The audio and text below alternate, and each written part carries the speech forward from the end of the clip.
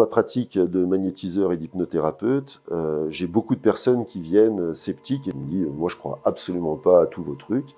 Et ça ne me dérange absolument pas, puisqu'en fait, on le sait, le placebo représente 30% du soin, mais 70%, il y a quelque chose qui se passe. Et donc moi, à chaque fois, avec bienveillance, j'accueille la personne en lui montrant bien qu'il est inutile d'y croire et qu'il peut garder en fait sa position sur ces soins-là. Dans tous les cas, quand on fait un soin, après la séance, les gens sont souvent surpris. C'est comme pour l'hypnose, beaucoup de gens viennent me voir en me disant qu'ils ne sont pas du tout réceptifs à l'hypnose. C'est parce que souvent, en fait, ils n'ont pas eu affaire à un véritable hypnothérapeute. Puisque l'hypnose, c'est un phénomène d'auto-hypnose et l'hypnothérapeute va vous accompagner dans votre hypnose. L'hypnose est un état modifié de conscience qui est assez intéressant pour aller travailler avec la partie inconsciente de l'esprit. Et c'est pour ça que je me suis développé dans l'hypnose il y a 6 ans, puisque j'ai compris qu'il y avait un lien très très très intime entre le côté énergétique et le côté mental.